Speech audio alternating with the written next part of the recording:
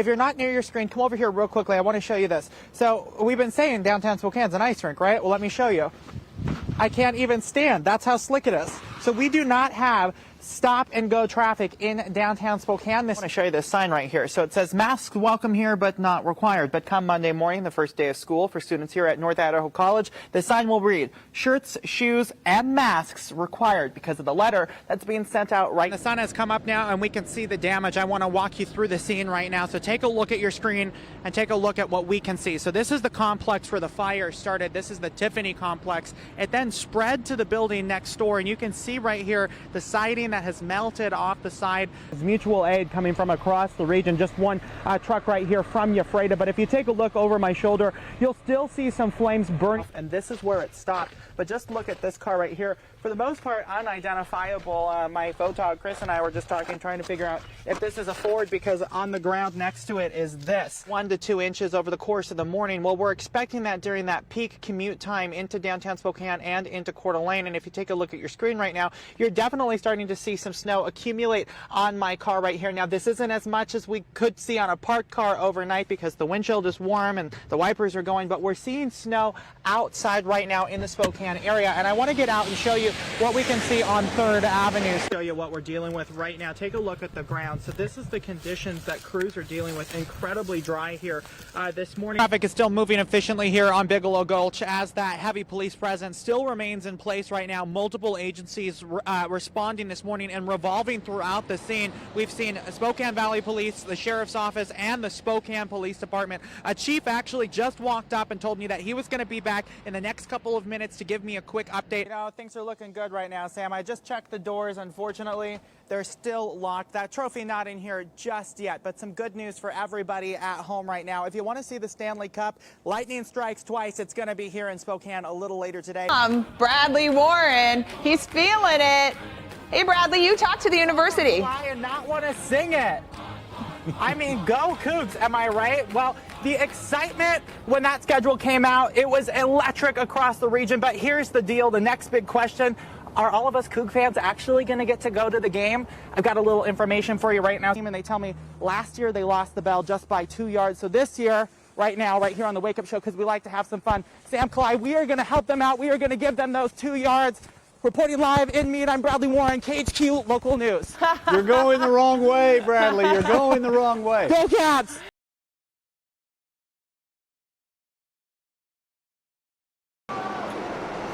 This facility that we're in right now, downtown Spokane, it was $800,000 for startup costs just to get this up and running.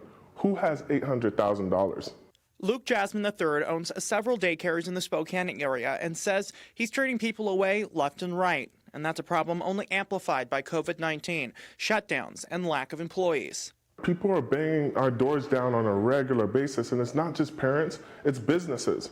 I'm getting businesses with the large employers in the area looking to see how we can partner. The two biggest problems right now in the child care industry is price and not enough facilities. And with Build Back Better making national headlines for improvements to infrastructure, Senator Patty Murray says she wants child care to be at the forefront of that conversation. Child care is infrastructure because if it is not available, because it's too costly, there isn't any facilities available, then it simply doesn't allow people to go to work. According to Child Care Aware, in Spokane County, the number of providers dropped from 277 to 245 between 2015 and 2020. And to me, one of the things that really impacts women in particular is the lack of quality, affordable childcare. Always been a problem. And then, of course, the pandemic hit, and so many of our providers had to close their doors. They couldn't keep them open for safety reasons. They lost their clientele. And now we have this horrible situation. Well, the cost of child care is sky high, about $18,000 annually. Now, this provision aims to save parents close to $150 a week in expenses. Now, some parents would be capped at about $2,000, whereas a single mother of 3 children making $53,000 a year would pay absolutely nothing for child care. But this initiative doesn't stop there. Basically, it just gives us the opportunity to fund staff, give staff the true compensation for the work that they're doing already. And what that does is that allows us the ability to be able to attract more workforce. Luke Jasmine says this is more than just affordable daycare and grants for paychecks. It will help cover the cost of insurances for teachers, retirement packages, and training, which will help keep people in the industry longer. This is the epitome of building infrastructure. This is more long-term so that in 6 months we're not saying, okay, this was great and this got us to the 6 months, what are we going to do now? The Hannon Center says that when kids have access to high-quality childcare, they demonstrate better cognitive, language, and social development skills, along with better school readiness. But Senator Murray says that's not all it's going to help. For too long, our country has said, this is just your problem, good luck. And now we are saying, no, this is our country's problem. It's precluding our economy from thriving. An issue I've been fighting for and championing for a long time now sees its time. Reporting in Spokane, I'm Bradley Warren, KHQ Local. When Maya Samaha was posing for her 2012 Meade Senior High School portrait for this yearbook, she had no idea what road life would take her down. But it soon became clear that this photo would end up being practice for what she's doing right now today. You know, I've had a million jobs. I was a waitress for 5 years. I did coat check. I was a lifeguard. I was a janitor. I've done a million jobs that have all taught me a lot about how to get to where I am today. And where Maya is today? Los Angeles, California. That journey started in Spokane, moved to Seattle, and now is in the City of Angels. And I knew that I was never going to be able to have like a normal 9-to-5 job. I just knew that the way my brain works, like that was not going to work for me. Maya says her goal was to find a job that would allow her to be herself and channel her creative energy. 4 years ago, her girlfriend pushed her to take that plunge and go full-time into the modeling world. She was like, we should move to LA. And I was like, no, I can't do that. I literally was like, no, I was afraid. I was like, how can I do that?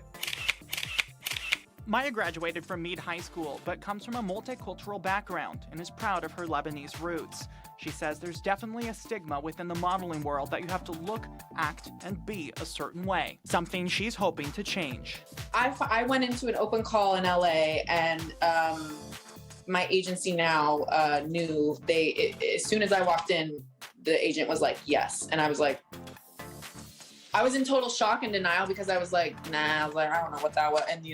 And I was like, no, I don't know. Blah, blah. I like couldn't comprehend because I had been told no so many times. Maya worked for months as an independent model, but only days after getting signed, her career took off. That week, the very first job I did as a signed model was for Nike. I'm gonna do what I wanna do. Since then, Maya has got to work with countless celebrities and multi-billion-dollar corporations. Lil Nas X, Target, and most recently, Amazon. Watching Prime Video. Maya thinks the reason these companies are attracted to her is because she's true to herself and doesn't try to be something that she's not. I refuse to be anything else except for authentically who I am, and I think that's why I'm here now, and that's how I've gotten myself this far. Is just being unapologetically who I am. As Maya's career continues to take off, she's not sure what's next for her, whether it will be on the runway or even in movies. But she says she knows where she gets it from. All of it is from my mom. My mom is the reason why I felt comfortable and confident enough to know that I could do that. So yeah, I can pretty much give most of this credit to my mom. Reporting in North Spokane, I'm Bradley Warren, KHQ Local News. Beautiful.